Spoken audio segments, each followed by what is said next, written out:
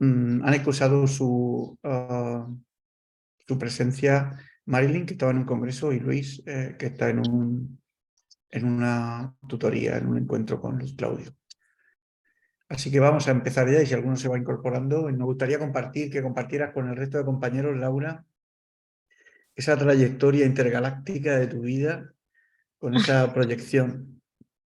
Y Bueno, luego compartiremos, quiero dedicar un apartado, porque el tema 4 de los determinantes de la salud planetaria, tener en cuenta que la mayoría de profesionales arrastramos una concepción de los determinantes sociales que creo que tenemos que ir superando para ganar esa visión de salud global o planetaria, ¿no? Y tener los sólidos fundamentos para apuntalar nuestros avances. Carlos, Adelante, Laura. no sé. Actualmente yo me encuentro en Nueva York. Esto es un programa, un internado de corto tiempo y es con la doctora Luz Claudio. Y yo trabajo mucho con temas relacionados con el cambio climático. Aquí el proyecto es sobre inundaciones en Nueva York.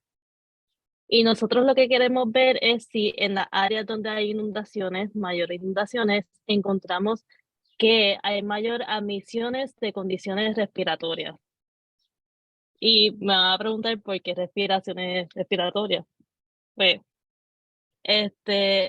todavía esto es algo bien exploratorio, no sabemos exactamente por qué es, pero creemos que en hogares que ocurran inundaciones, pues tenemos más molds y esas personas se exponen más. Y también, pues,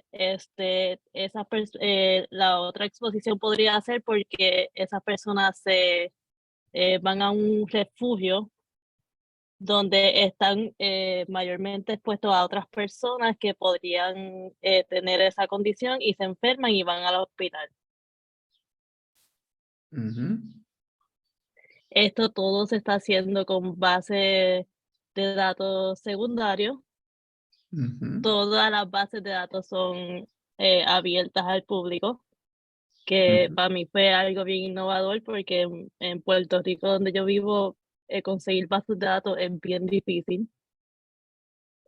También este, queremos ver si también hay una relación entre las variables sociodemográficas, si en áreas donde tenemos mayor pobreza o otras variables, pues puede ser variables de confusión. Y estás trabajando con unas bases secundarias que son ¿cuáles? ¿A qué te refieres? A ver, Te las en puedo enseñar. concreto. Bueno, en Las puedo- concreto nos comentas de dónde Ah, proceden las fuentes de información. pues en Nueva York hay unas bases que se llaman Open Data, que cualquier persona que tenga internet, que tiene acceso a una computadora, puede entrar y bajar esas bases de datos. Que para mí es, en Puerto Rico, ojalá algún día pueda eso pasar, porque así pueden haber mayor investigaciones. Entonces, estás trabajando con bases de datos que registran en épocas de inundaciones o cómo. Pues son unos sensores que están en diferentes áreas de Nueva York que miden las inundaciones por sonido. Lo bueno de esos sensores es que miden el nivel de tierra de las inundaciones, que muchas veces los sensores de mayor escala pues no miden eso. Podemos ver a niveles más bajos y no necesitamos datos de precipitación, ya que en muchas ocasiones en Nueva York lo que sucede es que hay alta marea y en los hogares que están cerca de la costa, pues se mete el agua y se inunda y tienen ese proceso constante de que tienen que estar preparados para una inundación, tienen que estar pendientes o ellos pueden entrar a esos sensores y estar pendientes de las inundaciones, etcétera. ¿Y los problemas respiratorios, la fuente de información? Pues también los casos son agregados diarios, pero también está en New York Open, te voy a poner el link, y también es base abierta, con acceso abierto. New York Open. No puedes compartirlo si quieres con tu pantalla. Ok. Déjame.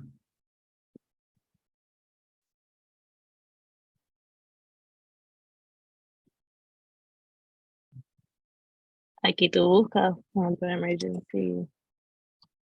A ver si me sale rápido.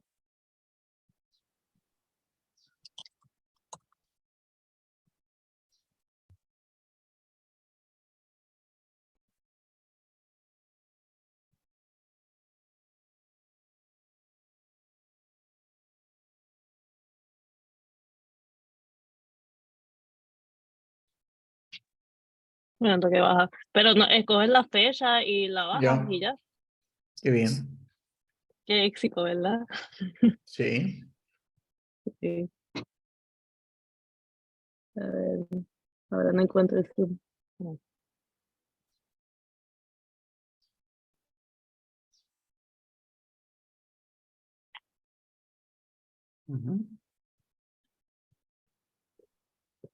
Yes.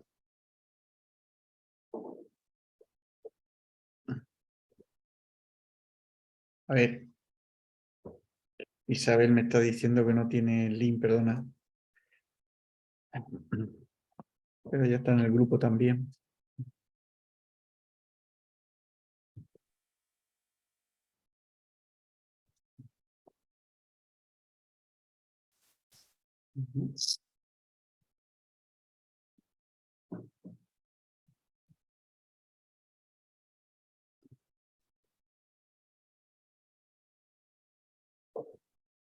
Vale. Entonces, esos datos en abierto, ¿ustedes qué piensan, el resto de compañeros? Sí, sí, hablen, por favor. Me parece que eso es lo que se llama minería de datos, que tiene que ver con la extracción de información de bases, y aquí el secreto es que todo esté muy bien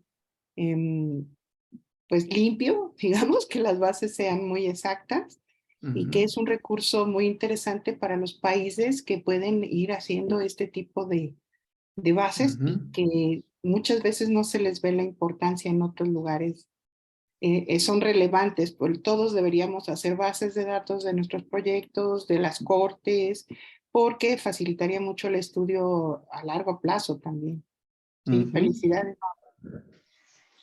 Gracias. ¿Y los demás qué opinan? Ana, tú eres de medicina interna.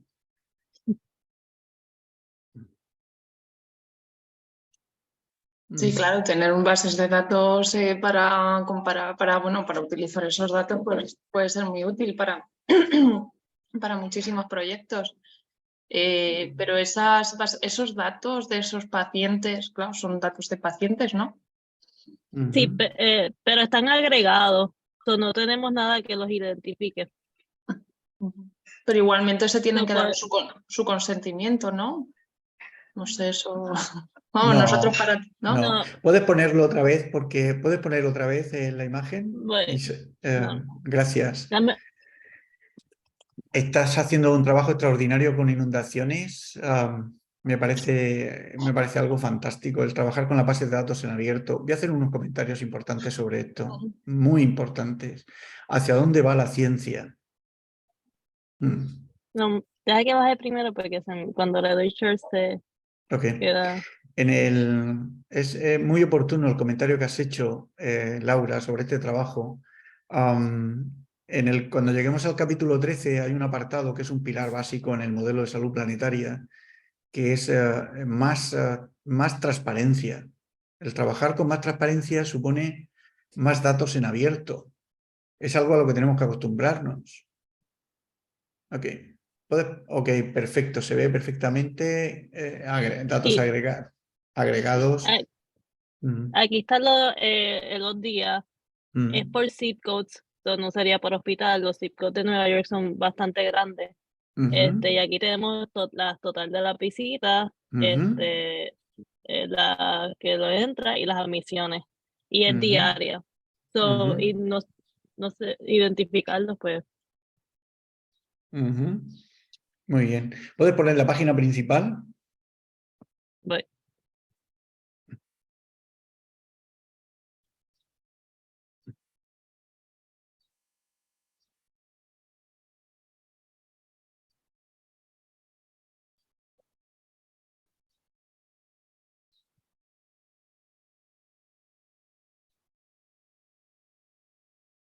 Y es una página pública, de acceso público, ¿verdad?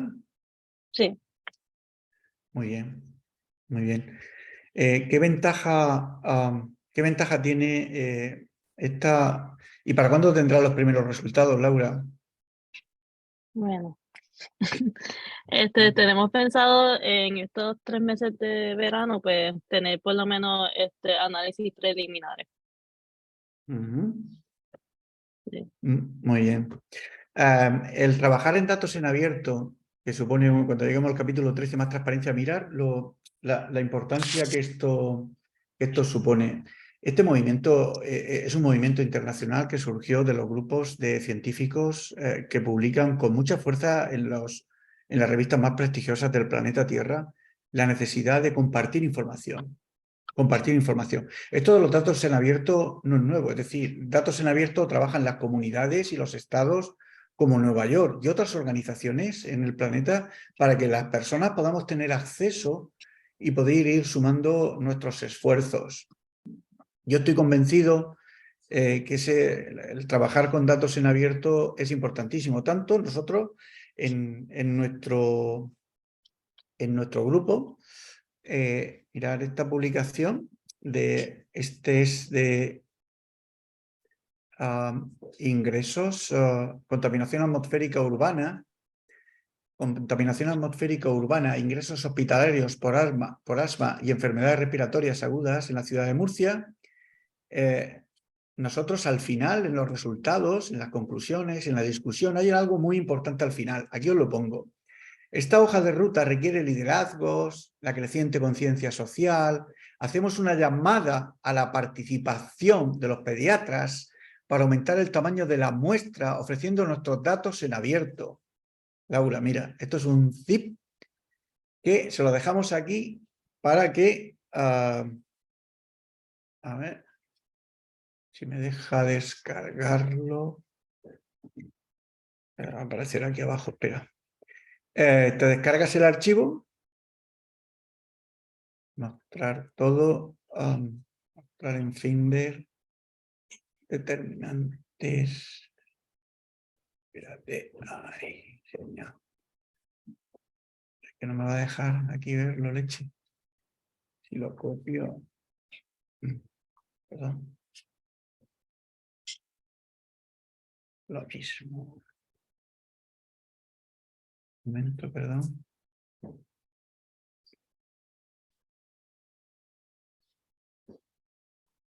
Aquí está. A ver si me deja. Aquí, cao. Vale, es un SAP. Lo tengo guardado en formato SAP y no podemos verlo porque aquí no tengo instalado el SPSS. Pero te permitiría descargarte una base de datos con los 12.000 registros.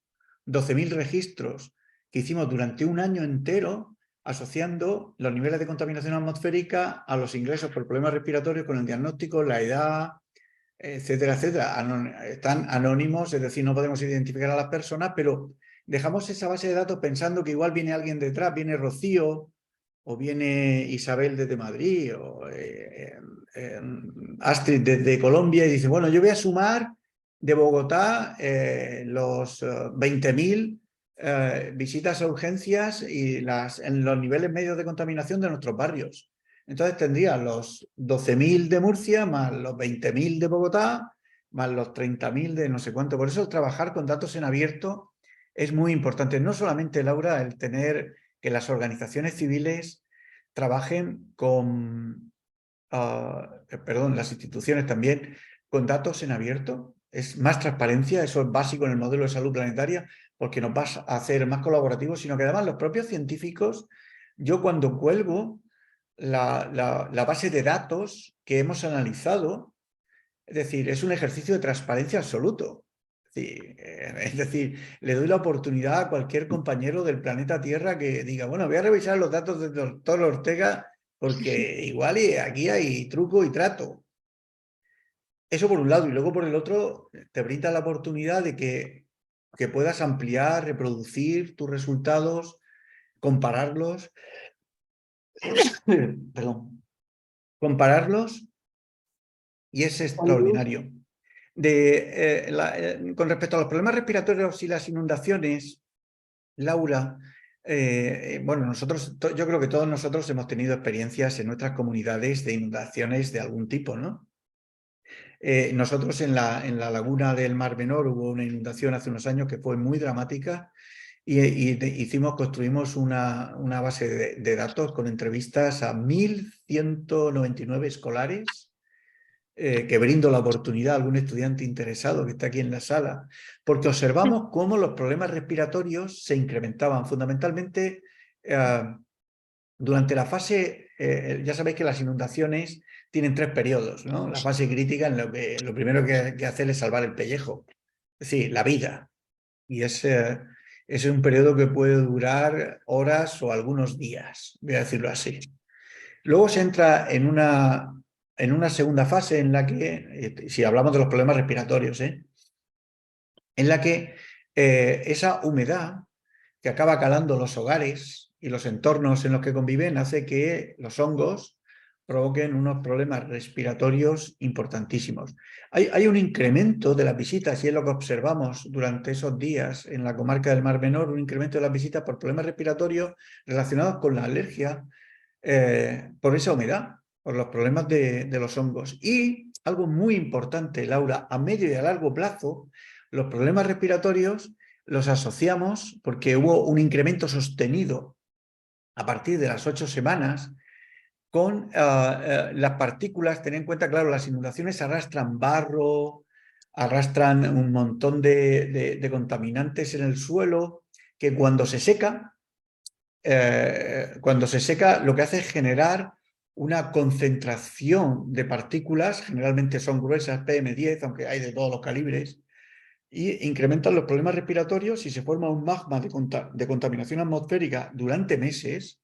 Es decir, ahí hubo una boina entre el tráfico que incrementaba el polvo, ¿no? Al pisar ese barro seco, los procesos de limpieza, etcétera, incrementó los problemas respiratorios relacionados con la bronquitis, el asma, conjuntivitis, que se estuvieron prolongando durante meses por ese polvo en suspensión que generó que esa comarca, que tradicionalmente no ha tenido contaminación atmosférica, estuvo meses soportando unos niveles, sobre todo en las áreas urbanas, de mucho polvo, mucho polvo.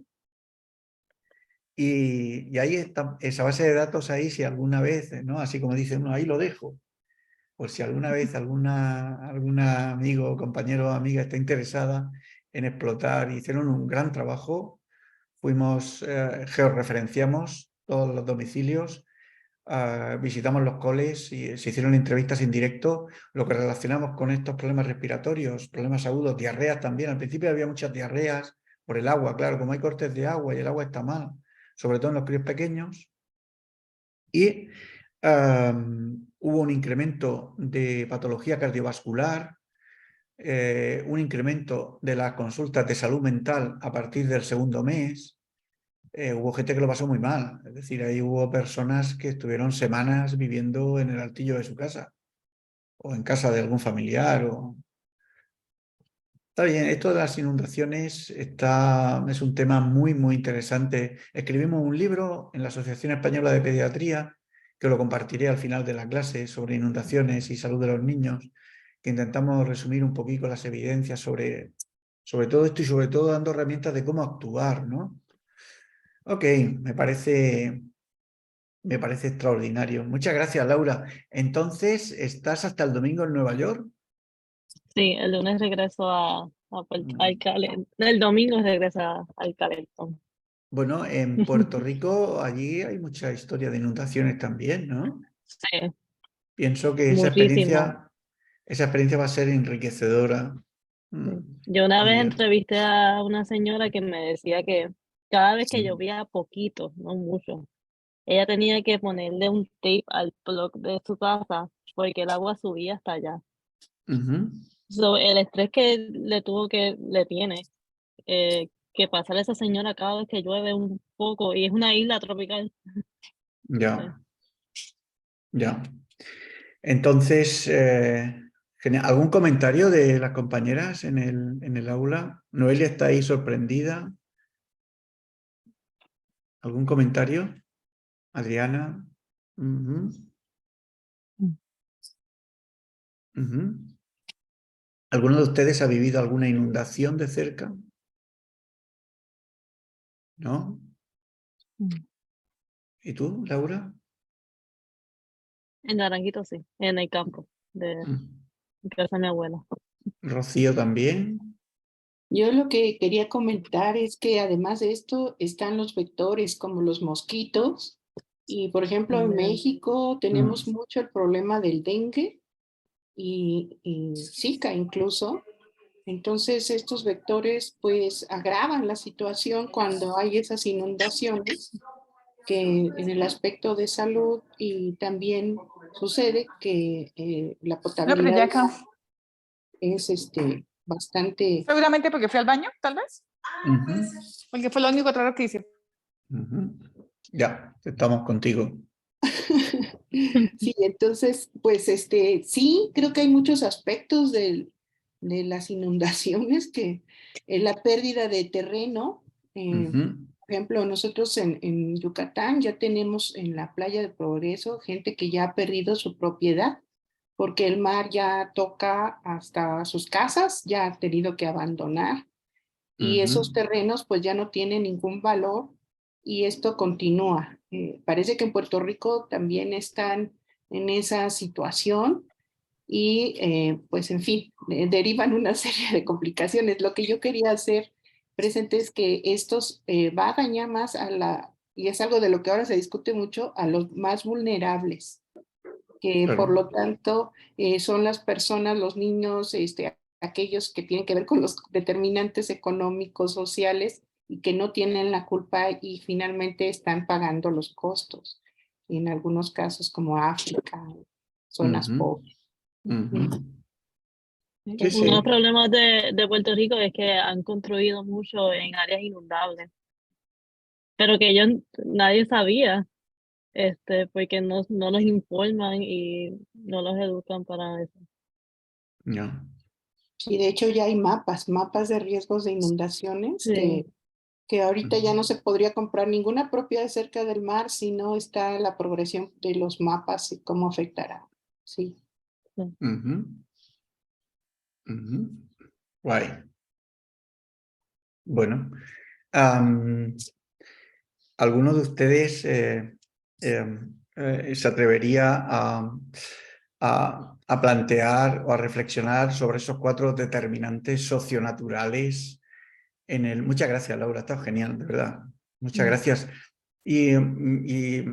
Vamos, pongo a disposición de cualquiera de los que están aquí nuestra humilde base de datos de 1.199 escolares.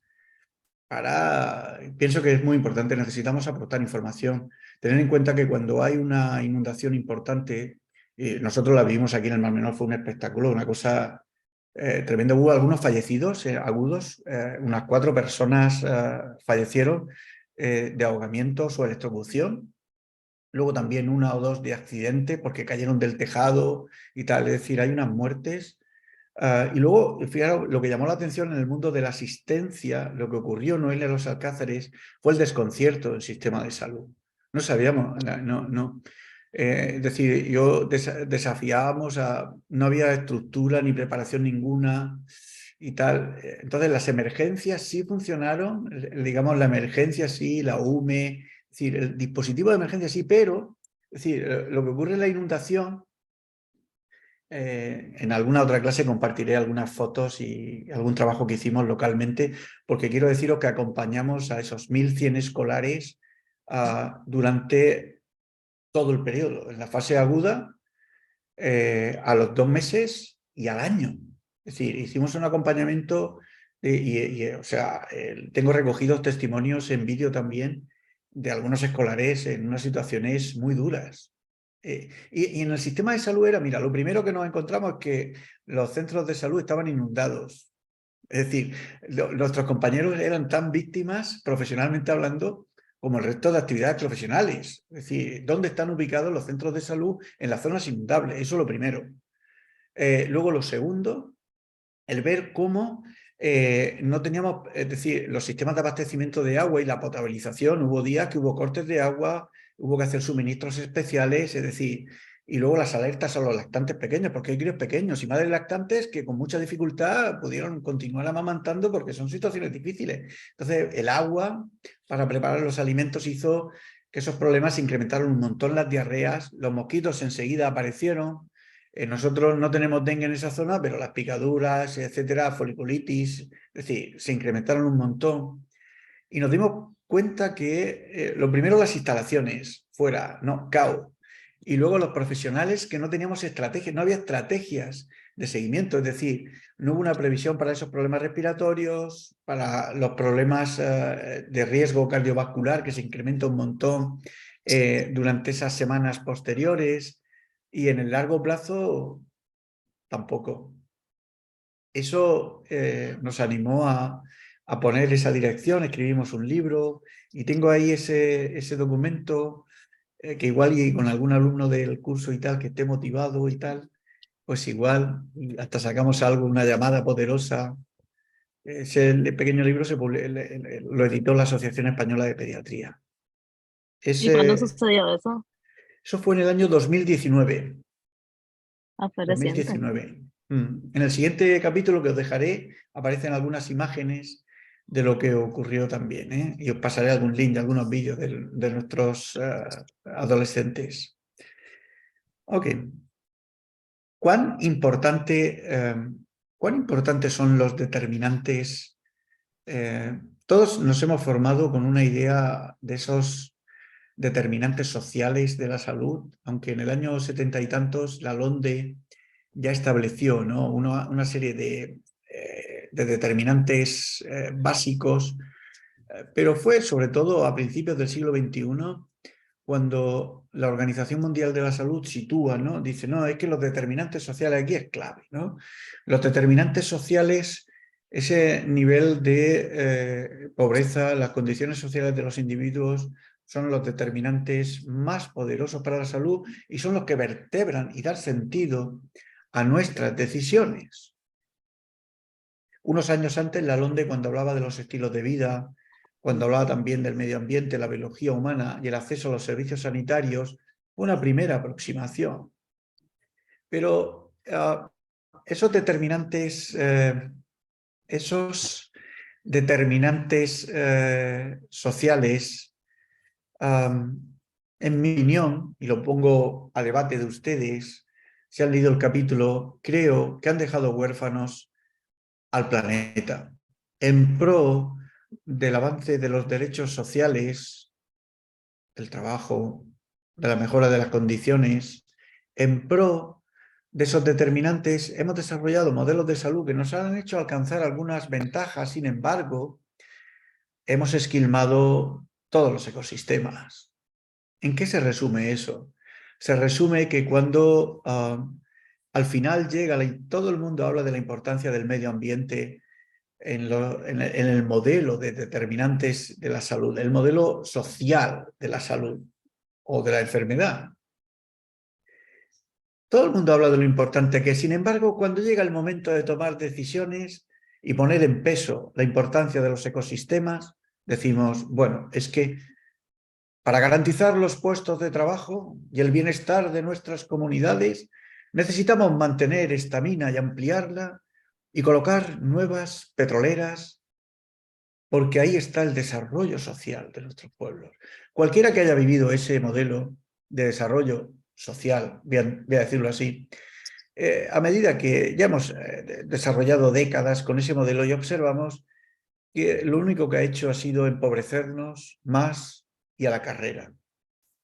Creo que la teoría social de la enfermedad en un modelo de salud planetaria hay que superarla, no porque no sea importante los condicionantes sociales, sino porque somos naturaleza. Y en ese somos naturaleza, lo social forma parte de algo mucho más grande. Somos parte de un todo. En superar los determinantes sociales no supone desdeñar la pobreza, sino todo lo contrario. Yo estoy convencido que si respetamos los ecosistemas, estamos respetando también la humanidad. Y si construimos modelos, fíjense ustedes, en el planeta muchos miran los modelos de salud español porque dicen es universal. Pero nosotros queremos un modelo planetario, porque es universal, pero no podemos crecer con más obesos, ni podemos crecer viendo cómo ustedes en los países que están desarrollando emergentes con mucha fuerza, como todos los que estáis aquí representados. Es decir, emuláis un camino, yo digo de fracaso. Yo digo que es probable que en Puerto Rico, en Colombia, en México, podamos desarrollar modelos de salud planetaria. Fíjense ustedes, yo estoy esperanzado de que los grandes polos de ese nuevo desarrollo socio-natural que supere esa teoría social surgirá de países jóvenes como ustedes. Hemos alcanzado algunos logros, no son suficientes y al contrario, ya los costes superan los beneficios. No podemos seguir contra natura. Por eso, este tema 4 es un ejercicio de reflexión importante porque para mí, a la hora de desarrollar el modelo de la salud ambiental, es un modelo básico. Es decir, si no tenemos claros los determinantes por los que estamos aquí, es decir, yo no estoy aquí solo por garantizar los puestos de trabajo. Es decir, si solo queremos eso a costa de esquilmar el territorio, pan para hoy y miseria para muy pronto. Eso es lo que está ocurriendo en un modelo que no nos sirve, que además está basado en un análisis causa-efecto unifactorial generalmente, en el que no contempla un mundo diverso, multirriesgo, multietapas, multinivel, en el que todo está interconectado. Anoche leía cómo quedan 20.000 leones en el planeta Tierra, 4.000 machos, decía, y hace 150 años había casi 2 millones. Es decir, y eso yo estaba pensando en mi hija Paola, que estaba en la habitación de al lado, digo, en 15 años, desaparece. Es decir, la pérdida de biodiversidad ha venido, es decir, fíjense ustedes, la pérdida de biodiversidad ha venido a empobrecernos. Yo estoy convencido que la pérdida de biodiversidad, la forma de compensar las generaciones futuras va a ser en la pensión, que es donde más nos duele.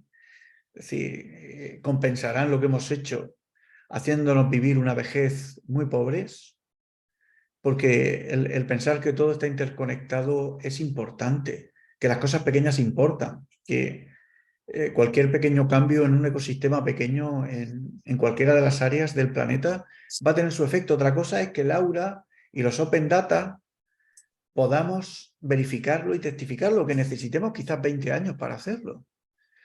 Pero entender que la teoría social necesariamente tenemos que superarla, no porque no sea importante. Es decir, cualquiera que me conozca sabe que para mí la pobreza es el determinante más poderoso de salud, es el cancerígeno más potente, el neumotóxico más potente, el riesgo cardiovascular más potente, pero la pobreza en un contexto socio-natural.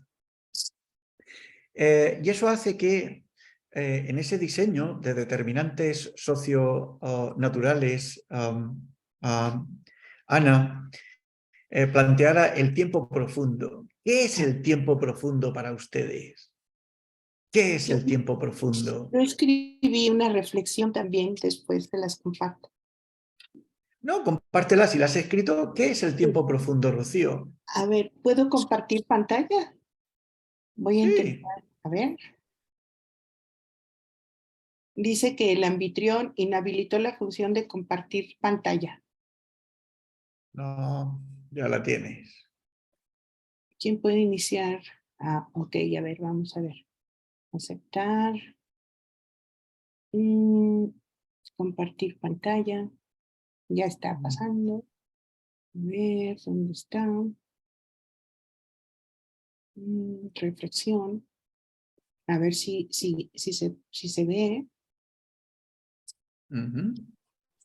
Bien. La voy a ir comentando. Yo la hice en unos puntos. Durante la tutoría, el doctor me pidió que pues hiciera una reflexión al respecto y me pareció que debía ser corta y objetiva. El capítulo 4 sobre la reflexión del tiempo profundo, pues yo quise comentar sobre tal vez determinantes vistos desde ese punto de vista, que es la evolución del hombre.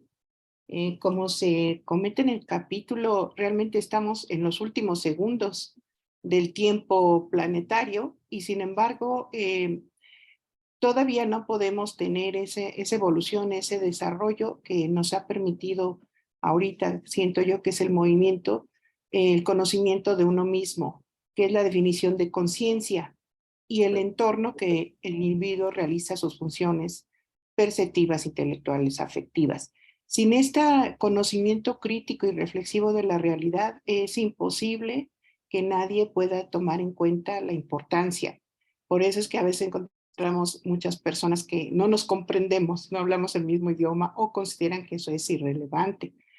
El segundo, dentro de los determinantes de tiempo profundo, son las políticas de salud planetaria derivados de sus gobernanzas. Desde una visión multitemporal, resultaría en algo más realista, como comenta el doctor, no existe tiempo, es un continuo.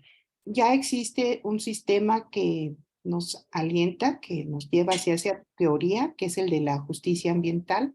Desde el 2015 ya hay toda una teoría respecto a que tiene múltiples aspectos, entre ellos la gobernanza, la economía, los derechos humanos, la equidad, cómo se relaciona con el planeta, y creo que deberíamos también, aunque somos médicos o de otras disciplinas, abrir este campo a nuestros conocimientos o como herramientas.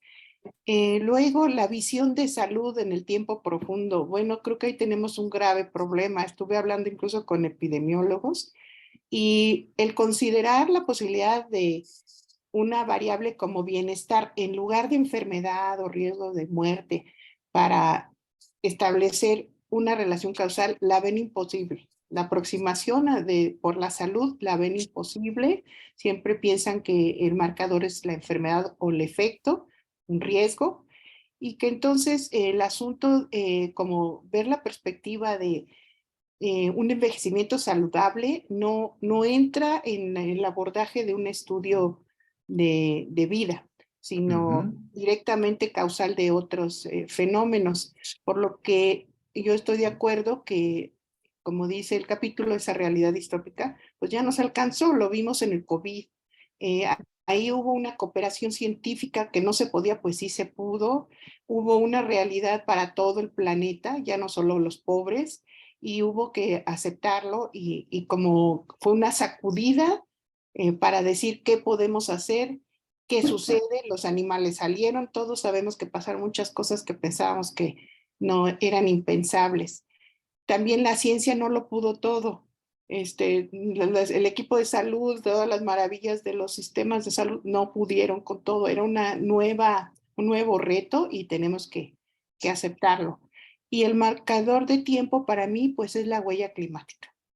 Definitivamente todos debemos estar enterados de lo que significa el dejar este impacto en la huella de carbono, que estoy totalmente consciente que nos aproximamos a una sexta extinción, como nos comentaba el doctor, no solo animal, vegetal, de biodiversidad, y que necesitamos hablar el mismo idioma. Por eso les comento, si ya vieron la película, no les quiero adelantar, pero al final todos entendemos, yo soy Groot. Y por último, pues que hay la esperanza. Ante una situación tan desastrosa, creo que lo primero que sentimos es un abatimiento, una negación, el tratar de pensar que no va a suceder, que falta mucho, pero el desarrollo de la sensibilidad, la posibilidad de educación de niños y adultos, el transmitir la fortaleza, la energía. Los niños son muchísimo más sensibles, reciben muy natural la visión de la naturaleza y con esos ojos de salud planetaria podríamos tener el apoyo de todos porque estamos generando educación para la actual y las nuevas generaciones. Para mí esa es nuestra esperanza. Y la educación de los médicos, todos tenemos que participar, todos los especialistas, toda la sociedad, todos los políticos. Yo sí creo que es posible, pero necesitamos acción inmediata. Por lo tanto, el tiempo profundo es aquí y ahora, y es un continuo. Eso sería mi punto de vista. Muchas gracias. Dejo de compartir ahorita que encuentre dónde está. Gracias. De nada.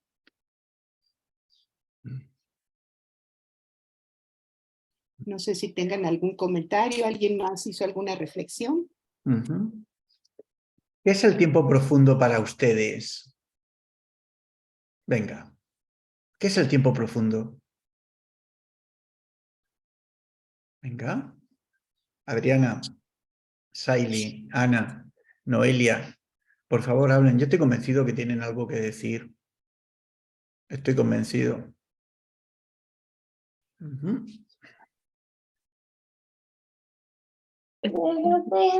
Vale.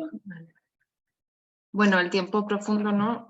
Es darse cuenta de la insignificancia que tenemos dentro de todo, ¿no? De todo en el tiempo, ¿no? Qué ha pasado con el planeta, con todo el sistema, ¿no? Pero a la vez la importancia que tienen todas las decisiones que toman en conjunto como especie y hacia dónde vamos, ¿no? Si no se cuida, pues se toman las decisiones cortoplacistas. ¿Y por qué pensáis, por qué el tiempo profundo puede ser un determinante de salud? ¿Cómo? ¿Cómo se entiende? Porque tengo que explicarlo, porque cuando vosotros le digáis, ¿no?, a vuestros compañeros, no, mira que estoy compartiendo una actividad académica en el que están hablando de que el tiempo profundo es un determinante de salud y además muy poderoso. ¿Por qué? A ver. Venga. ¿Alguna voluntaria? Boa tarde. Buenas tardes. Elida, buenas tardes. ¿Sí? Yo voy a hablar en portugués, si no entiendes, yo tengo que hablar. Ok.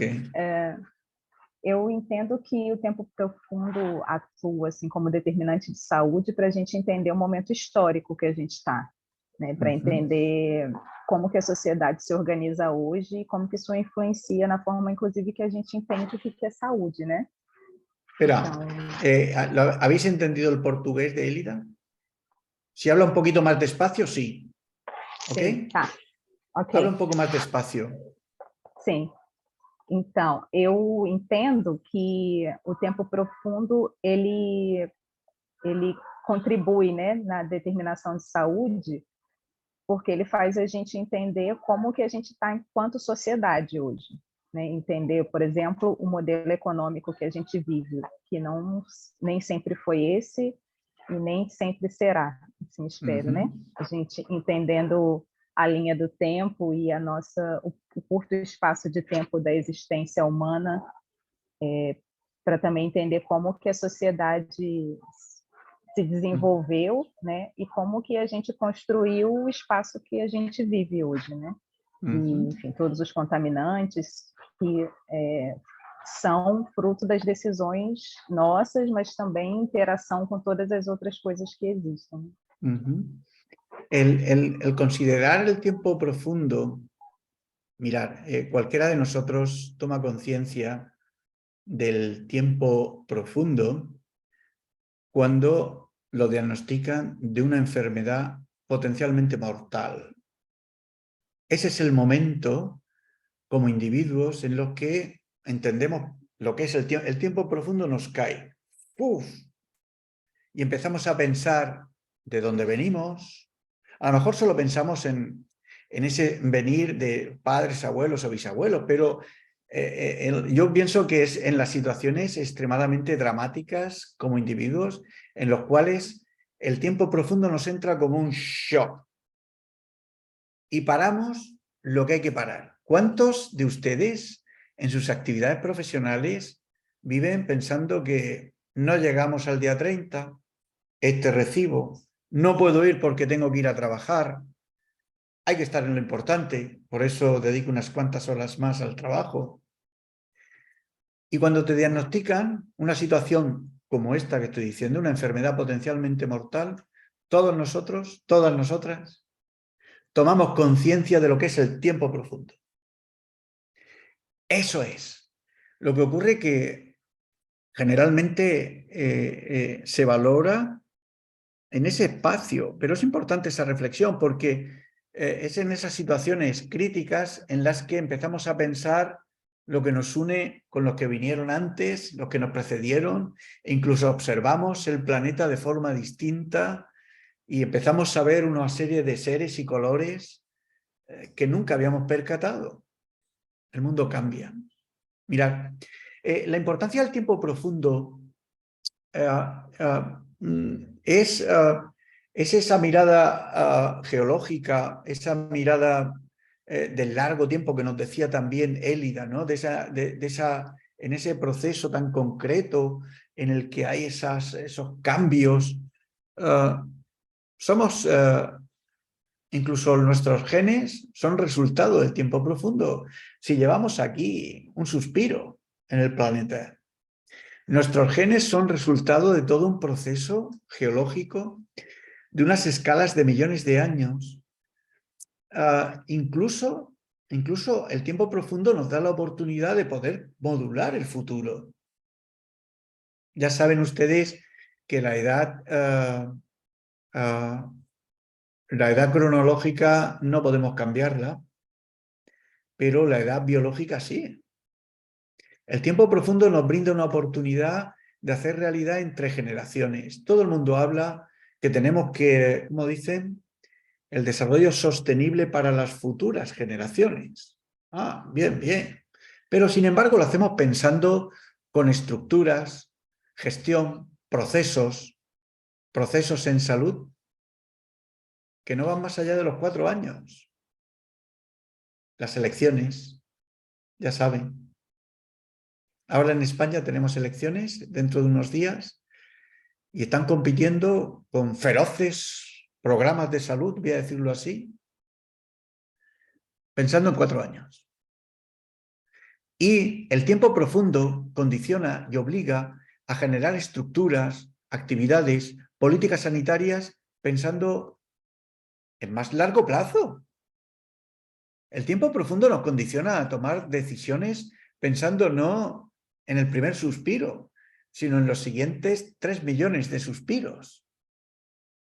Porque si no, no tendría sentido. Esa mirada tan corta, el no considerar el tiempo profundo en las estrategias de salud y en nuestros programas, hace que, en pro del desarrollo social, esquilmemos todos los ecosistemas. Porque ¿en qué estamos pensando? En lo inmediato. Hoy y ahora. En una retroalimentación de una cultura de la basura, de usar y tirar. Y dice, bueno, Juan, eso es filosofía. Digo, sí. Pero miren, coincidí en un avión con un cardenal vaticano que tenía un anillo que pesaba, el tío. Ese anillo le pesaba al hombre. No, era un hombre muy importante de la curia vaticana. Me dijo el nombre, que vino a visitar Murcia porque hay una universidad católica. Y luego lo vi en televisión y era una autoridad importante. Y recuerdo la tranquilidad con la que el hombre me hablaba y me hizo algunas reflexiones importantes, porque yo estaba preocupado por la situación en los sistemas de salud, en las desigualdades, y él me decía, Juan, la diplomacia vaticana se mueve con unos relojes distintos. ¿Y qué intentaba transmitirme? Y yo pensé, sí, nunca tienen prisa. El tiempo pasa, pero ellos siguen. el Vaticano, aunque es un ejemplo, voy a decir, en paralelo, ¿no? Pero no deja de ser una estructura planteada en el tiempo profundo. Porque cuando habla el cardenal estaba hablando de una providencia y de unos acontecimientos pasados y futuros por los siglos de los siglos. Hay universidades británicas, Cambridge, Oxford, a ver, vamos a buscar universidades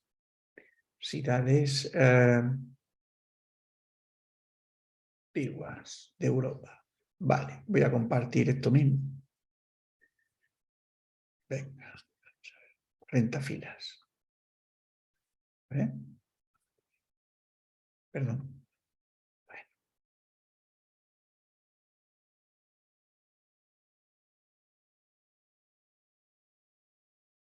Vale. Está aquí. Vale. Mira. Compartir. Aquí. Por ejemplo.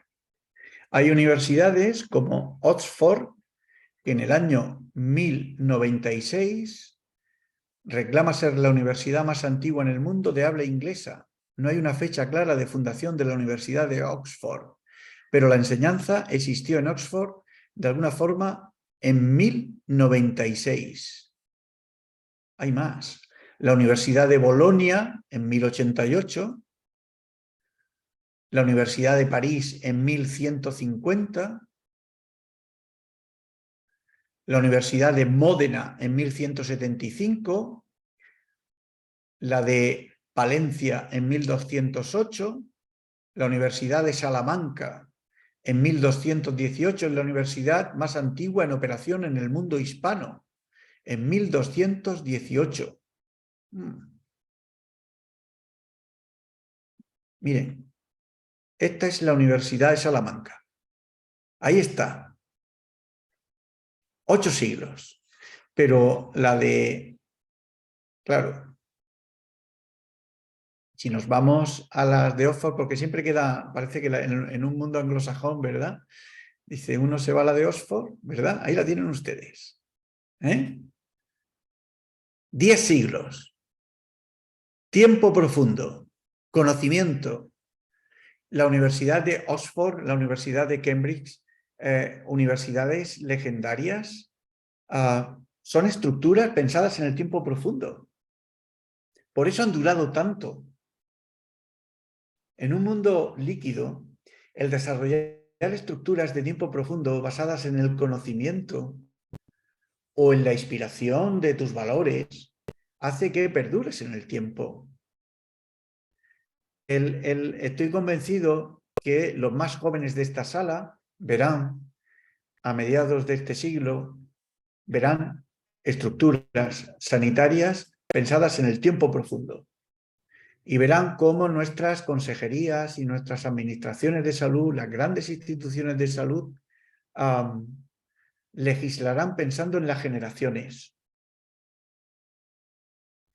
Esa necesidad de incorporar el tiempo profundo es lo que nos permitirá interconectar con el resto de especies, de seres vivos y elementos abióticos del planeta. Y además será la conexión del pasado con el futuro. La mala noticia es que el tiempo profundo viene a despolitizar muchas de las decisiones que habitualmente están acostumbradas a tomar nuestros responsables, que no van más allá de los 4 años.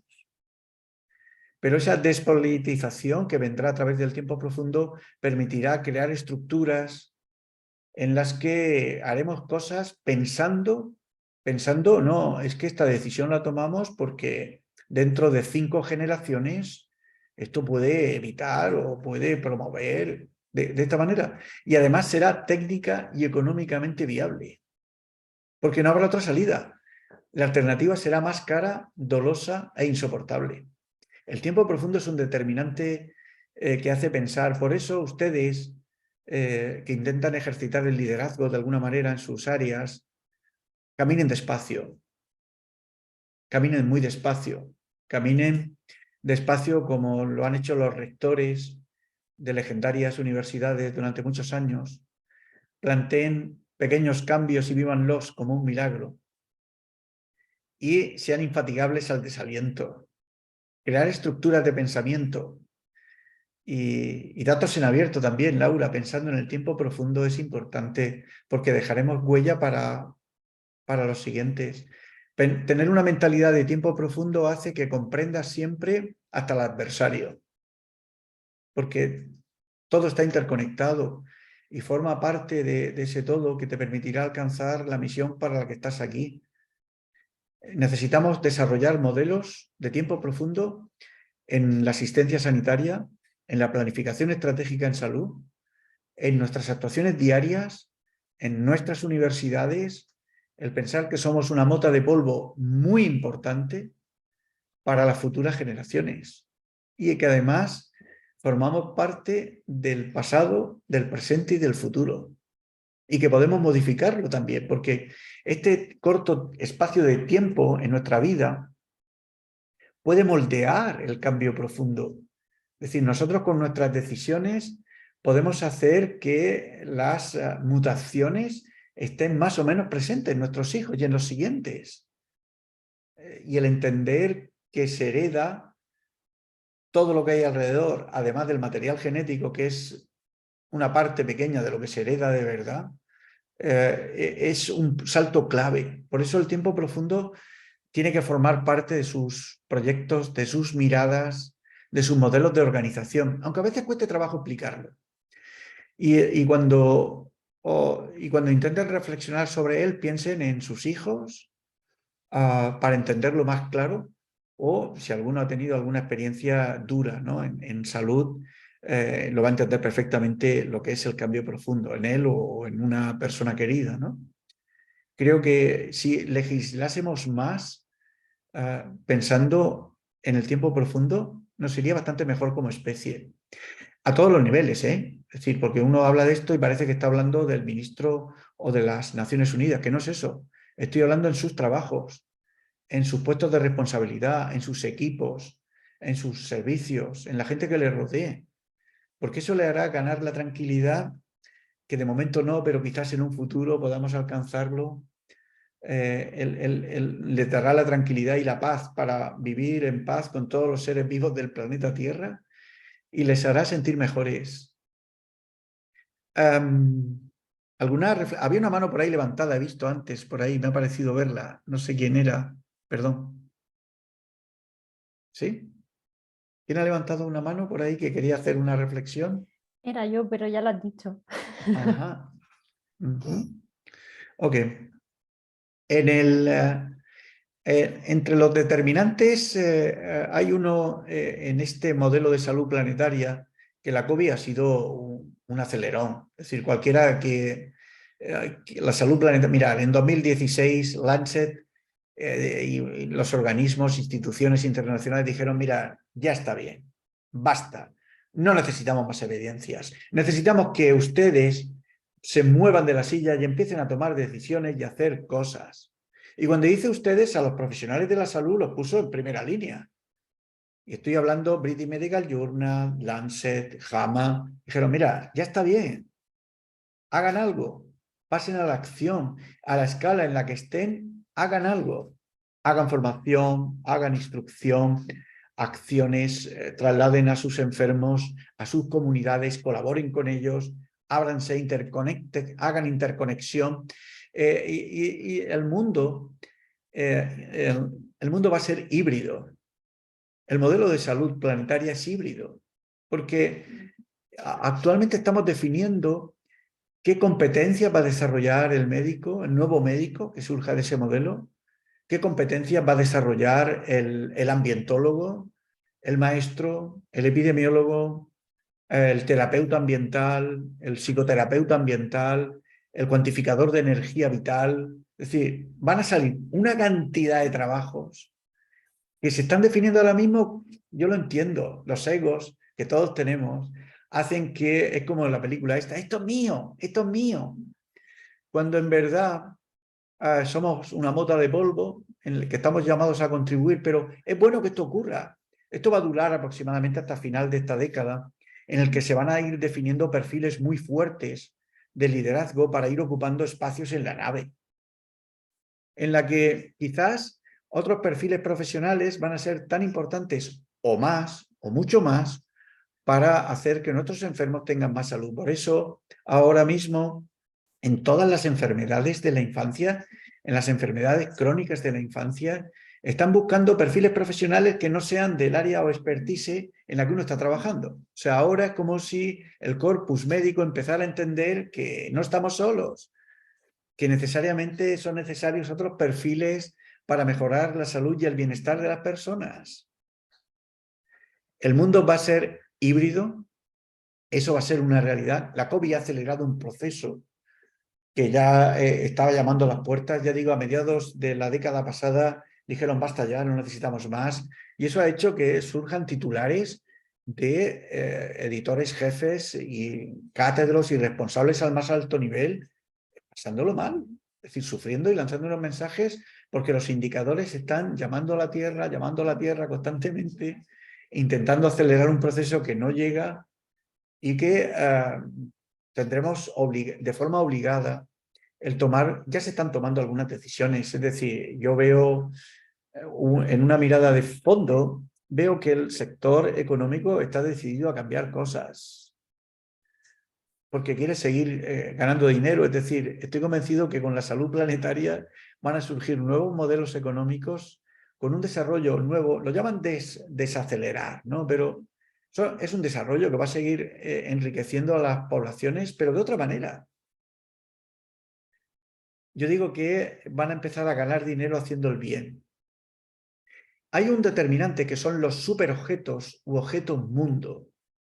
En esas estructuras creadas, pensando en el tiempo profundo, que surgirán a mediados de este siglo, los superobjetos, es decir, claro, recordarán dentro de 30 años, dirán, claro, es que había una película que se llamaba Los cazafantasmas, y otra del meteorito, y otra de la COVID o de no sé cuánto.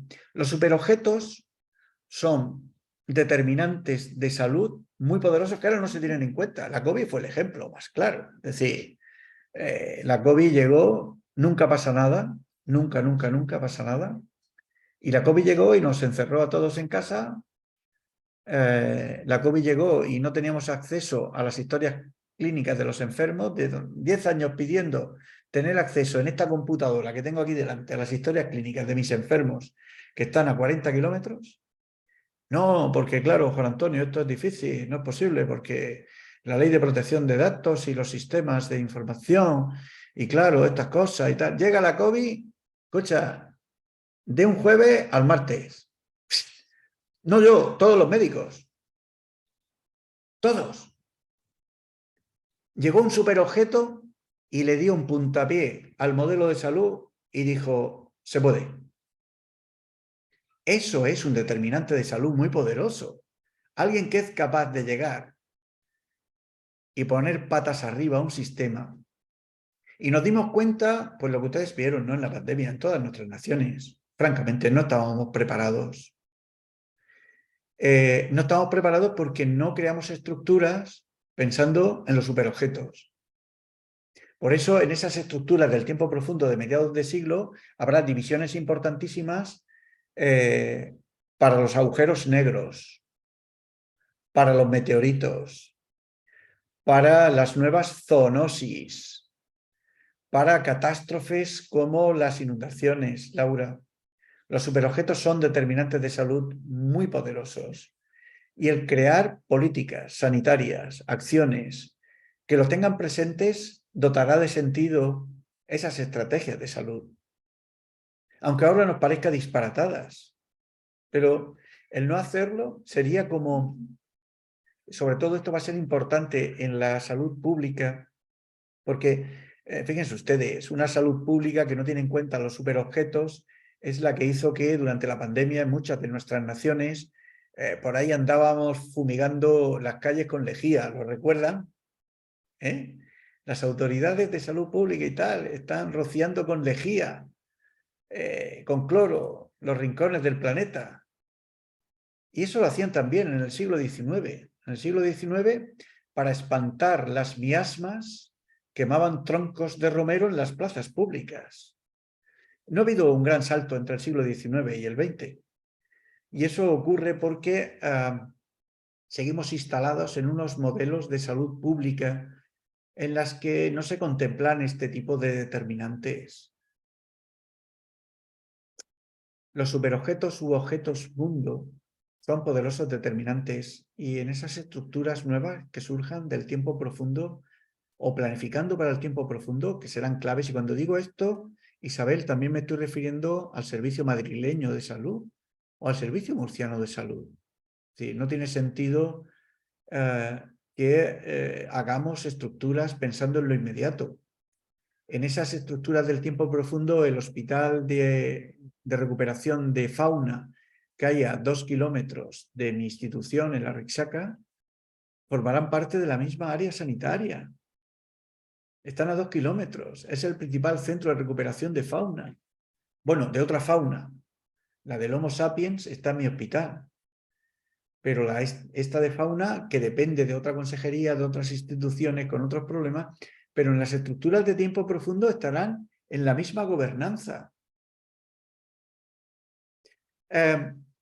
Otro súper determinante es la evolución natural.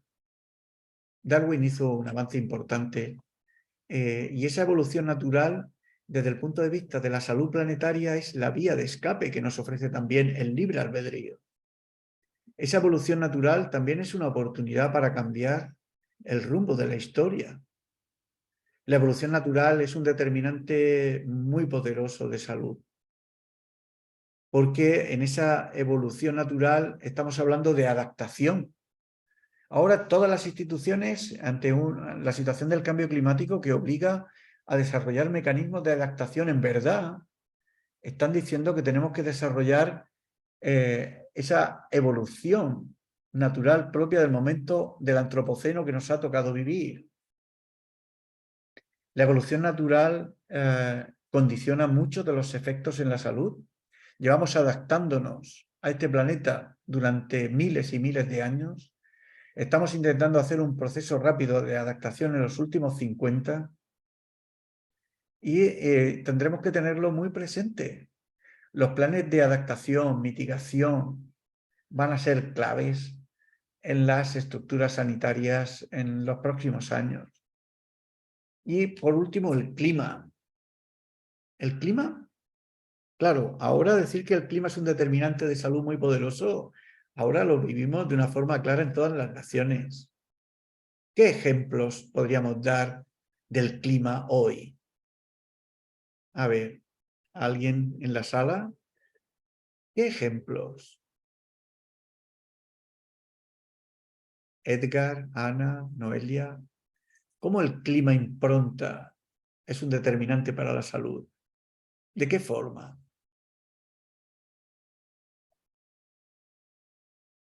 Venga. Élida, en tu amable portugués. Profesor, la temperatura impacta en la mortalidad, sobre todo en las enfermedades cardiovasculares.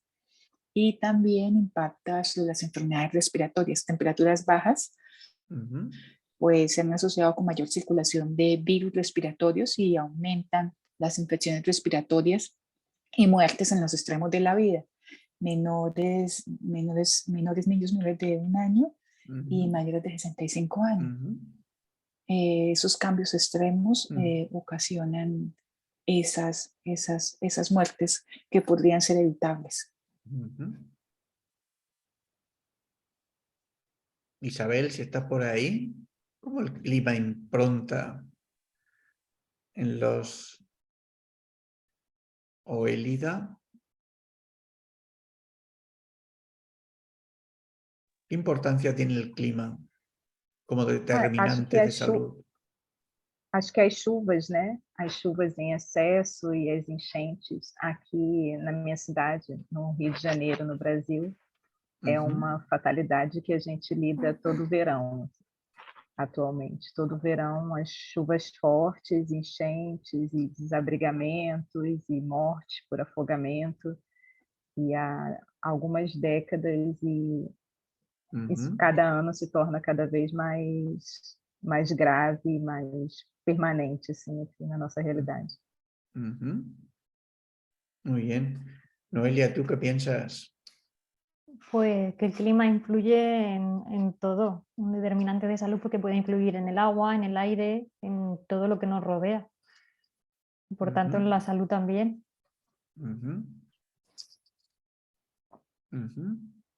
Rocío. No te oímos, Rocío.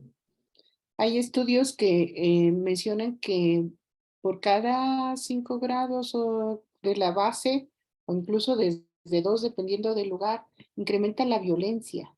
Entonces, un solo grado en un lugar cálido puede representar una gran diferencia de la violencia, sobre todo infantil, intradomiciliaria. Y creo que eso es muy nocivo para ya lo que vivimos en el planeta. No se requiere nada más que la temperatura. ¿Algún comentario más? Acho que complementando o que a Rocio falou, né, as migrações que vêm com as mudanças climáticas, né, acho que é um fator muito determinante para o aumento da violência. Né? As pessoas migram para outras cidades e as cidades geralmente não têm como infraestrutura para adaptar toda essa mudança e a violência é um agravo em saúde que é um dos primeiros a serem percebidos, né, pela vigilância em saúde, geralmente, nos locais. Totalmente. Muy buena reflexión, Elida. Bueno, los migrantes climáticos yo creo que todos conocemos, ¿no? Hay regiones del planeta, ya hay islas en el planeta que sus dirigentes y poblaciones se han tenido que movilizar por el cambio climático. Mirar, nos sobran razones. Hay muchas evidencias.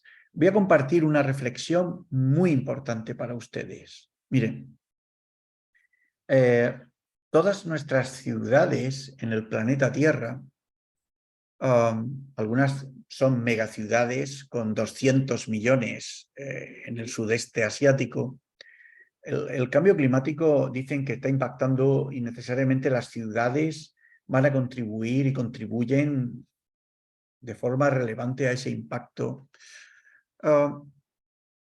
Miren, durante años hemos visitado la COP 20, 21, 20 y tantos, y hemos ido viendo algo en los últimos 20 años que es importante, muy importante cuando uno quiere abordar la salud ambiental.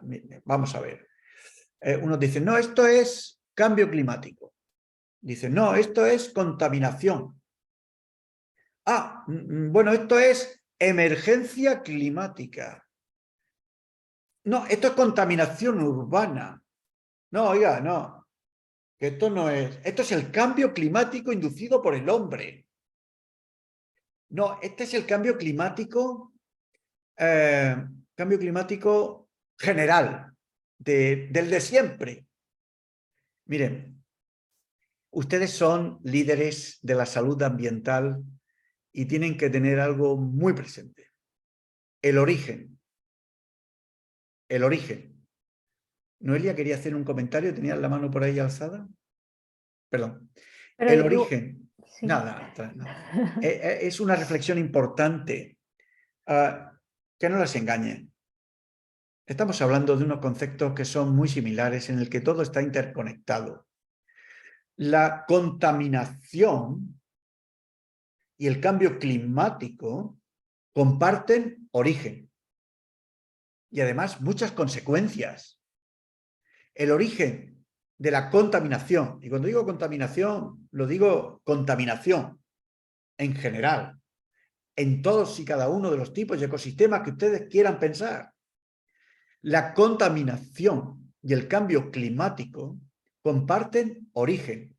Y el origen, y esto es lo importante, es la cultura de la basura, de usar y tirar combustibles fósiles. Llevamos 7 décadas quemando combustibles fósiles como si no hubiese día. Esa cultura de la basura, de usar y tirar combustibles fósiles, es el origen de la contaminación y de los y del cambio climático. Comparten origen y muchos de los efectos, porque si el origen es compartido, que al final, fíjense ustedes, claro, es que como todo está interconectado, ese usar y tirar combustibles fósiles es el usar y tirar plásticos, ingerir microplásticos, disruptores hormonales, obesidad, trastornos endocrinos. El entender que comparten el origen y muchos de sus efectos es importante, porque además le va a dar la tranquilidad que cuando alguien le diga a ustedes, no, Laura, es que esto es cambio climático, no es contaminación. Tú vas a decir, oiga, ¿de qué me está hablando? Comparten origen y muchos de sus efectos. Es decir, me estás hablando de lo mismo, chico. El origen está en una cultura de la basura, de usar y tirar combustibles fósiles. Llevamos quemando combustibles fósiles en exceso unas décadas y eso ha supuesto un calentamiento importantísimo en el planeta Tierra, un incremento del CO2 en la atmósfera. Hace 70 años el límite eran 355, 360 ppm. Hoy vamos ya por los 415, 420 ppm. ¿Saben ustedes, el que conozca un poco el CO2, cuando llega a los 700, a partir de los 700, incluso en algunos trabajos ya empiezan a notar algo de torpor mental? Vamos, en las aulas es donde mejor se nota, ¿no? A partir de los 700, 800 de concentración hasta torpor mental. Nos cuesta trabajo hasta pensar. El entender que comparten origen y muchos de sus efectos, claro, eso parece sencillo, pero les voy a llevar a algo más importante.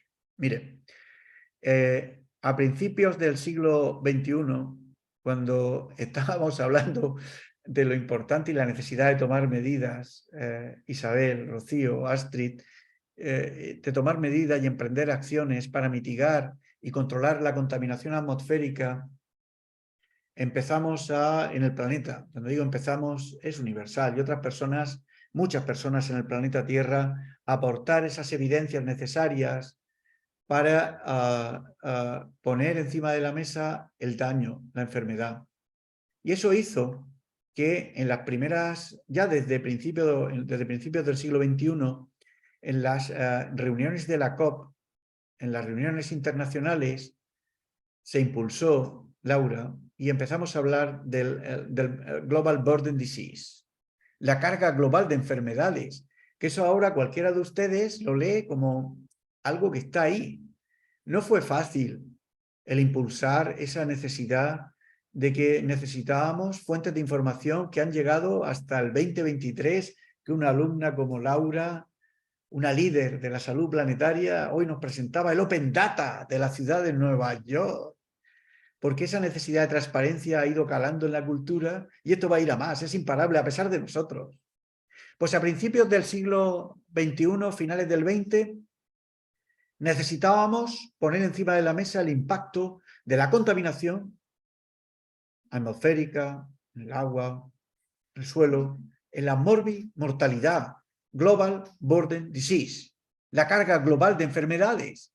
Y eso hizo que la Organización Mundial de la Salud, Lancet, todos los reportes que ustedes lean ahora, en el que ya empezamos a entender que todo está interconectado, ya hablamos de la carga global de enfermedad, atribuible a la inmensa mayoría a factores ambientales. Eso hizo algo grande en las reuniones de la COP y en otras reuniones donde se toman decisiones importantes. Fue clave para que en las ciudades del planeta Tierra empezaran a desarrollarse modelos de movilidad, ¿les suena? Peatonalización, control de la contaminación atmosférica, disminución del tráfico motorizado en el centro de las ciudades. Fue esa Global Burden Disease, ese aporte de muertes y enfermos que durante años se han ido haciendo en esas sesudas reuniones. Miren, la COP, las reuniones de la COP, que todos tenemos la sensación de un fracaso hasta el éxito final, ¿no? de fracaso en fracaso hasta el éxito final. Fíjense ustedes la diferencia. Cuando se habla de contaminación, o contaminación atmosférica urbana, por ejemplo, ¿no? Se habla de ingresos hospitalarios, muertes, problemas cardíacos, cáncer, ya se le ponen muchos números. Morbilidad, Global Burden Disease. Sin embargo, en esas reuniones sesudas, si algunos de ustedes ha ido a alguna de ellas, verán que hasta hace poco, hasta hace muy poco, se hablaba de hielo, un aumento de 1 milímetro del nivel del mar. No, 1 milímetro no, menos. Y la pérdida de los casquetes polares era como indicadores ajenos al ser humano. Desde hace 2 años, desde el 2020, poquito antes de la COVID, se decidió de forma rotunda, y es una de las cosas que hemos ido defendiendo y que ustedes tienen que ser embajadoras también de ese mensaje, que necesitamos hacer el Global Burden Disease del cambio climático. Por eso, enhorabuena, Laura, con ese trabajo en las inundaciones. Y necesitamos empezar a hablar no solamente del oso polar o del deshielo, de la pérdida de unos milímetros del hielo, de los casquetes polares, que son muy importantes, o de la aparición o del deshielo de la tundra en Siberia, sino empezar a hablar del coste en el sufrimiento también en el Homo sapiens. Eso va a generar un cambio muy grande en las decisiones políticas. Quiero que sepan ustedes que las ciudades están empujadas a tomar mejores decisiones para mejorar la calidad del aire, por ejemplo, o disminuir la contaminación, en gran parte por ese Global Burden Disease y ese trabajo y esfuerzo generoso que ha hecho la comunidad internacional de poner encima de la mesa estas voy a decir, evidencias. Aunque también he de decir que me parece que el primer caso de muerte por contaminación atmosférica urbana fue una niña negra asmática en Londres, en el que un tribunal reconoció, y fue un gran impulso, pero fue hace unos años solo. Una niña negra de 13 años, en otra clase recuperaré el recorte y os lo presentaré, fue un dato histórico también.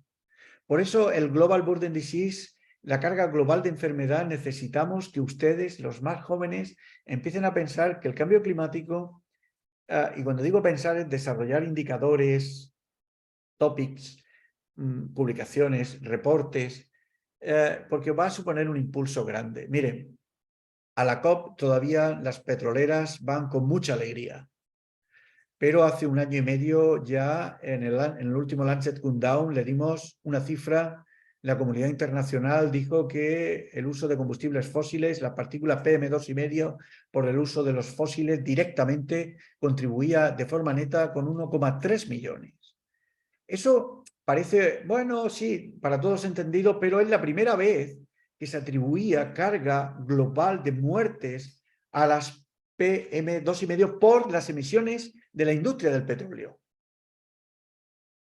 ¿Qué ha supuesto eso? Claro, todo está interconectado. La WONCA Internacional, la Asociación Médica Internacional, hasta la Asociación Española de Pediatría, nos posicionamos pidiendo y colocando al mismo nivel la contaminación atmosférica urbana y el uso de combustibles fósiles que el tabaquismo. Todo está interconectado. Esa necesidad de incorporar la carga global de enfermedad al cambio climático y a todos sus efectos, porque son compartidos. Es decir, el cambio climático se retroalimenta con la contaminación porque comparten origen y muchos de sus efectos. Por eso, no se amilanen, siéntanse en el corazón fuerte, porque lo esencial es que ustedes comprendan que es el uso de combustibles fósiles en nuestro planeta lo que ha hecho que la contaminación crezca y que el cambio climático también. Sí, no podemos mitigar ninguno de estos elementos sin controlar los factores en origen, que es el uso de combustibles fósiles a todos los niveles. Es decir, no solo que hemos petroleado la vida, sino nosotros por dentro, ya saben, nos hemos plastificado, nos estamos plastificando constantemente en nuestro día a día. Ya saben que ingerimos aproximadamente el peso de una tarjeta de crédito a la semana en plástico. Eso ya otra cosa. Ana nos dirá en medicina interna dentro de unos años los efectos que tiene esto para la salud. Y esos elementos, esos 4 elementos son importantes. Por eso quiero que presten mucha atención a este capítulo, porque los líderes o las personas que vayan a trabajar esa mirada amplia de la salud ambiental necesitan tener claros los pilares: el clima, la evolución natural, el tiempo profundo y los superobjetos. Creo que darán mucho sentido a las cosas que hagan a lo largo de su vida. Yo probablemente no vea muchas de esas estructuras que surgirán a mediados de este siglo, pero aquí estarán los más jóvenes de la sala, las más jóvenes de la sala para verlo y contarlo. Ok. ¿Alguna pregunta?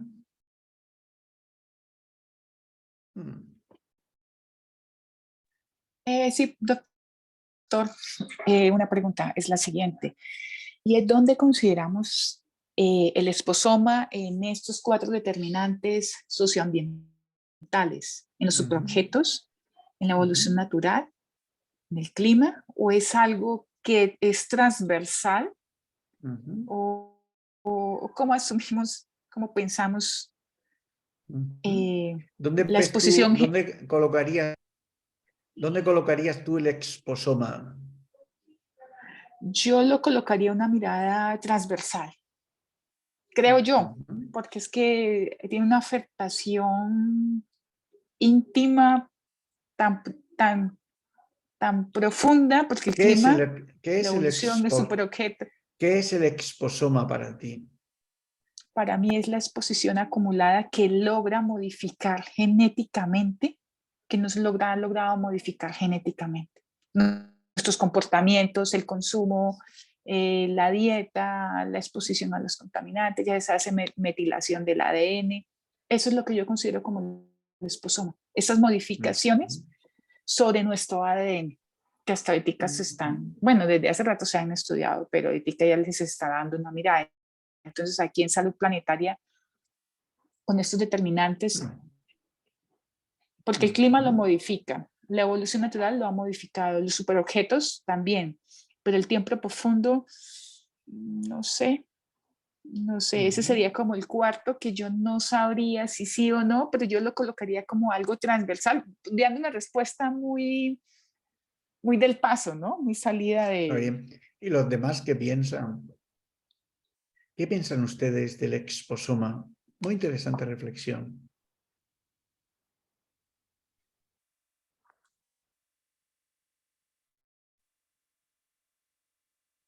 Venga, Noelia, Rocío. Noelia primero, Rocío después.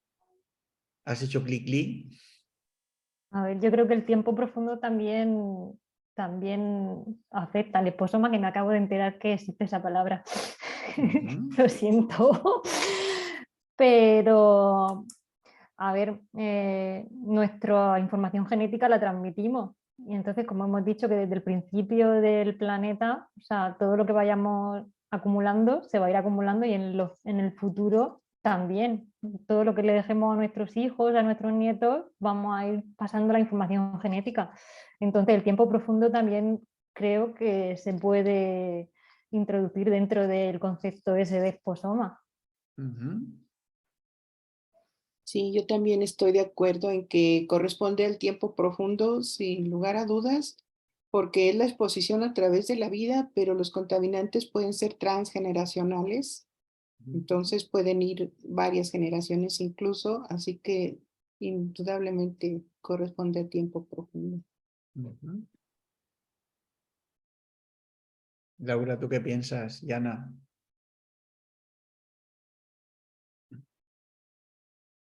Yo me quedé pensando en el exposoma planetario, que tiene que ver también con el tiempo profundo y todo se conecta. ¿Qué es el exposoma planetario? Me ha gustado. Lo pensé ahora, todas las exposiciones que ha tenido el planeta por nosotros. ¿Y tú, Ana?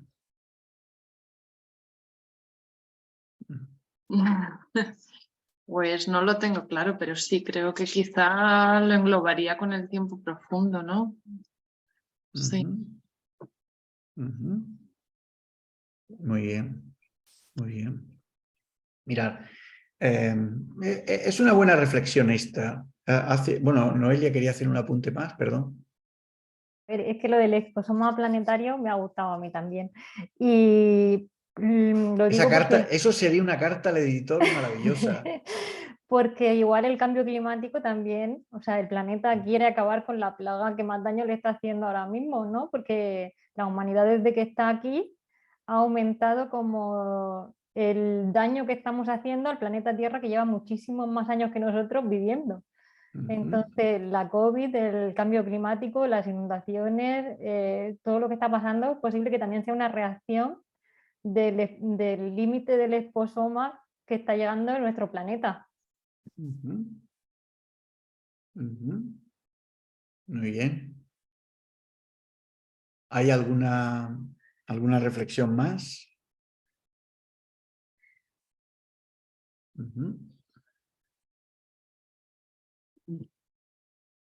¿Sí? ¿Está por aquí? A ver. Hace unos casi 10 años, bueno, hace casi 10 años, cuando estábamos discutiendo, a ver, de la memoria del 14, a ver cómo puedo yo compartirlo aquí. No se ve muy bien, pero bueno. Hace casi 10 años, cuando estábamos hablando que si exposoma, ya habíamos secuenciado el genoma en el planeta Tierra, y yo dije que ambioma. Porque yo, Astrid, heredé de mis padres, lo vuelvo a repetir, el material genético. En una doble hélice espiral que hicieron esa fusión de gametos y heredé de ellos su material genético. Sí. Pero también heredé de ellos el agua que bebieron, los alimentos que comieron, el aire que respiraron durante su vida, incluso lo que se amaron o no por esos cambios neuroendocrinos, del cortisol, del sistema de inmunovigilancia, es decir, que también influye en ese traspaso, en ese código que se transfiere, que es un código vivo que vamos cambiando a lo largo de la vida, porque con las cosas que hacemos a diario podemos activar unas rutas del ARN mensajero o no. Podemos hacer que traduzcamos unas proteínas más o menos o no.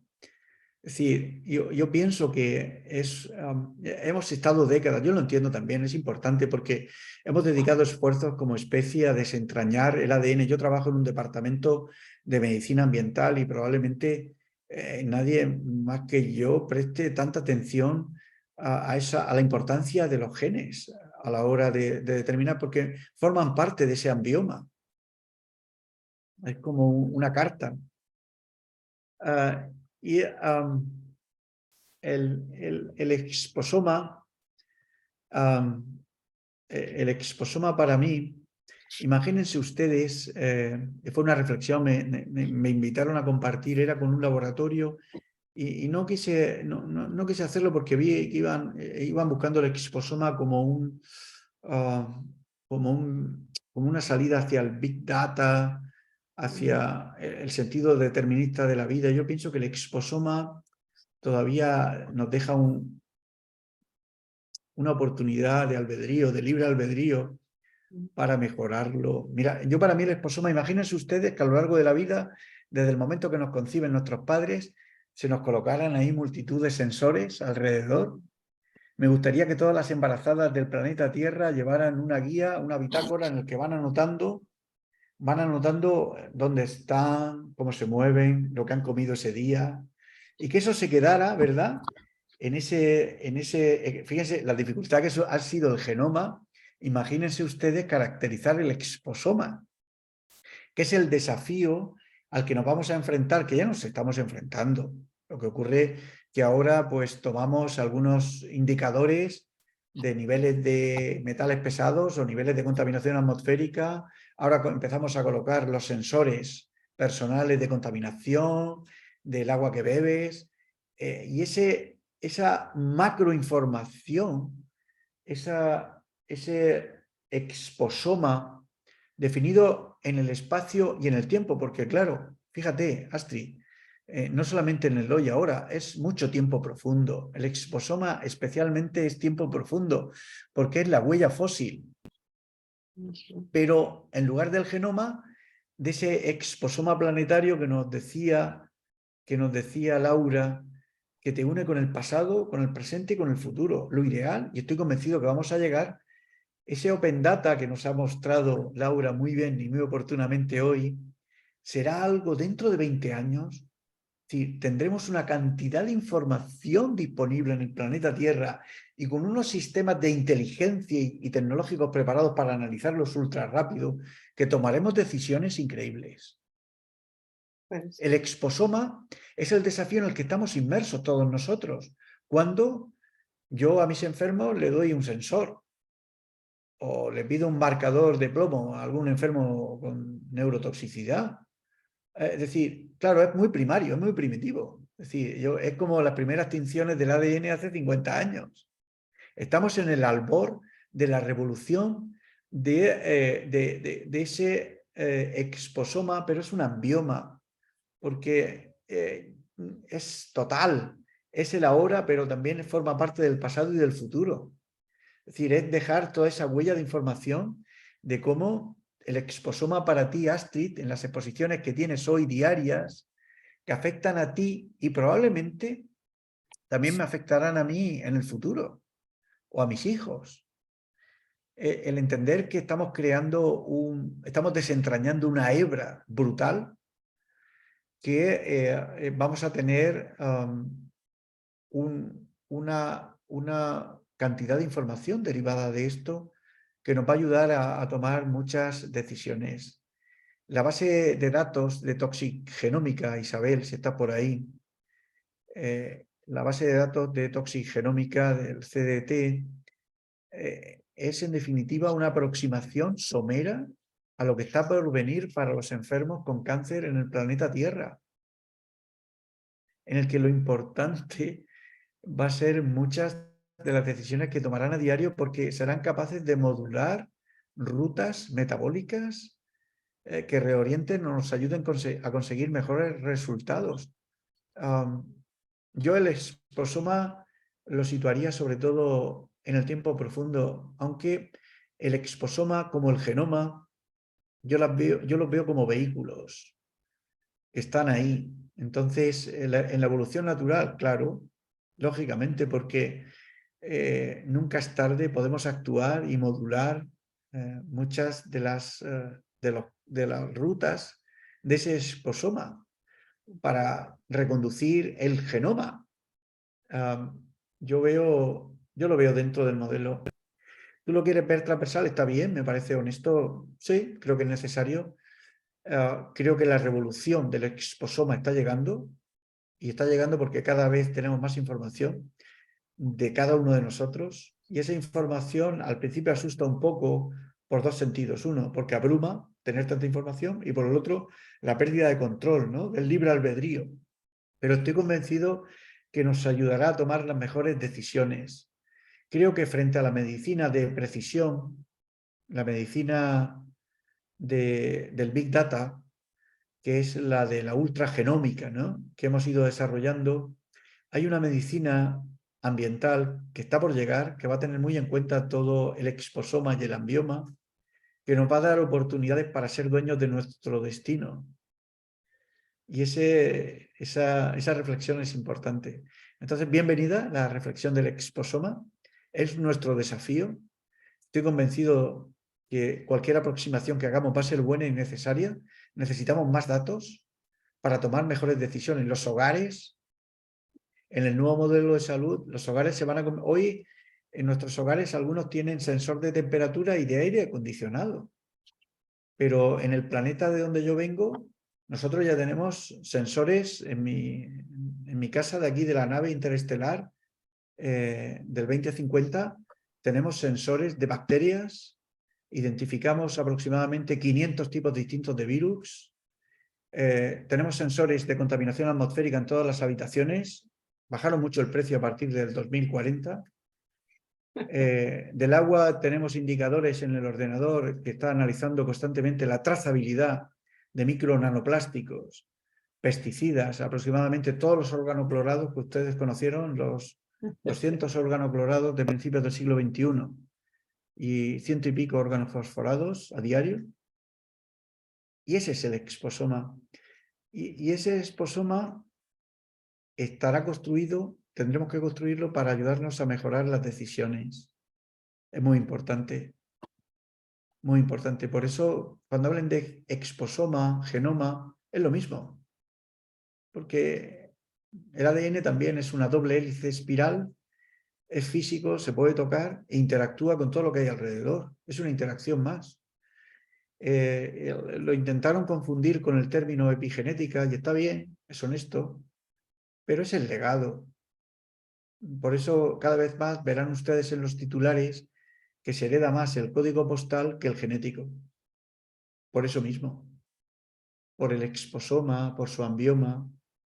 Y es porque no separen la genética del medio ambiente, porque es lo mismo. Están en el tiempo profundo y en esa evolución natural determinando lo que fuimos, lo que somos y lo que seremos. Y eso, más que determinista, más que esa medicina de robótica de precisión, que al final no dejan de ser algoritmos matemáticos que te piden un acto de fe, como la gitana que te lee las líneas de la mano. Nosotros queremos una medicina de realidad, ¿no? En la que le demos la oportunidad a las personas para hacerse dueñas de sus cambios, admitiendo que a lo mejor los cambios, si se producen, no son en su generación, son en la siguiente. Claro. Me ha encantado, Astrid, esa reflexión. Bueno, ¿y qué más? Doctor, sí he captado la reflexión, claro que sí. Muchas gracias. A ti, muy interesante.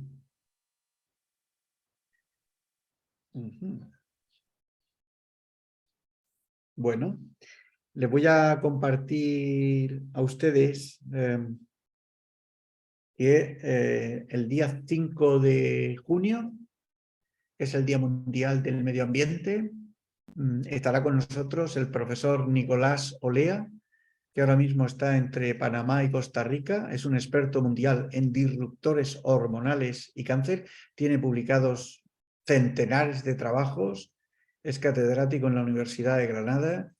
Es amigo también y va a compartir unas horas con nosotros el 5 de junio. El 7 de junio, el 5 de junio es lunes, pero como es el Día Mundial del Medio Ambiente tendremos una clase extra. Y es probable que le pida algunas tareas y que editen algún vídeo personal. Algo tendremos que hacer porque este año lo dedican a los micronanoplásticos. Y tendremos que hacer algo. El día 7 de junio, el enfermero ambiental Miguel Felipe Sánchez Sauco y el pediatra ambiental catalán Ferran Campillo van a compartir sus experiencias también. Tengo mucho interés en que presenten la hoja verde Miguel y que hable de lo que ha vivido con ella, cómo trabaja un enfermero ambiental en el planeta Tierra y cómo trabaja un pediatra ambiental en Cataluña desde hace ya unos cuantos años y que compartan la experiencia con ustedes. El 14 de junio, no se preocupen porque se lo iré anunciando también, en Rebeca Ramis, que ya lo puse por ahí, trabaja en el Carlos III, es una líder nacional y también del planeta en salud ambiental y trabaja mucho en el área de la epidemiología del cáncer y de la contaminación atmosférica urbana en el Carlos III de Madrid. Y compartirá, quiere compartir con ustedes aspectos relacionados con los marcadores, los sensores, la la medición de la contaminación atmosférica y las decisiones que tendremos que tomar en el futuro. Y para el próximo miércoles voy a compartir con ustedes un par de capítulos. Uno que es desafíos y oportunidades de la salud ambiental, que les voy a pedir que lo lean tranquilamente, y el otro que es el de el contrato, una relación auténtica con la naturaleza basada en la ternura y la reciprocidad. Y para eso, pues voy a invitar a algún amigo comprometido con algún problema ambiental que comparta también su experiencia, que no sea sanitario y que nos enriquezca con algunas aportaciones que pienso que pueden ser interesantes para nosotros. Y nada más. Si tienen alguna pregunta. He tenido reuniones con algunos de ustedes en los días previos. Me quiero reunir con los alumnos que me faltan de forma serena y tranquila y animarles a todos ustedes que si se les ocurre alguna actividad colaborativa y tal, sería bienvenida. Me gustaría escribir un documento científico con todos ustedes. Algo sencillo. Ese exposoma planetario me ha gustado. Alguna carta, algo, ¿no? Una toma de posición. Sí, ese va a ser un resultado nuestro. Así que les emplazo al miércoles que viene. Durante la semana pasada tuve a César Arbona aquí, un divulgador entre nosotros, y ahora voy a tener un mes y medio muy creativo para todos ustedes y espero que sea provechoso. ¿Alguna pregunta? Les voy a dejar el PDF de los siguientes capítulos, les voy a pedir que se los lean. Este es un curso que lo van a superar fácilmente, porque lo que pretendemos es que hagan una lectura y que se enriquezcan con nosotros y crear una red de amigos. Sí, no se preocupen que el cocinero soy yo y yo también tengo amigos y de alguna forma todos apareceremos juntos en algo y sacaremos algunos productos que nos hagan trabajar. Algunos me han pedido la hoja verde esta de Miguel para trabajar alguna experiencia en sus países o en sus zonas. Pienso que en la reunión del día 7 puede ser una bonita experiencia para conocer a un enfermero ambiental con una dilatada experiencia en el cribado ambiental durante periodos críticos del embarazo y en grupos de riesgo. Y creo que nos puede ilustrar el camino a seguir. Y si se les ocurre, yo me gustaría oír de Élida, me gustaría que nos contara, porque queremos ese portugués dulce, que nos contaras el próximo miércoles un poco tu experiencia y biografía. Hoy Laura ha contado que está trabajando en Nueva York y todas sus vivencias y experiencias actuales. Y me gustaría, Élida, que contaras un poco quién eres, qué estás haciendo ahora y qué podemos compartir también. Y Ana, tú eras de Albacete, creo, ¿no? Sí, soy de Albacete, pero estoy en Madrid. Okay. Bueno, trabajo en el de Escorial. Muy bien, pues me gustaría que Ana y Élida, 15 minutos cada una de ellas, compartieran un poco su experiencia. ¿Está bien? Vale, perfecto. Pues sí. Muchas gracias.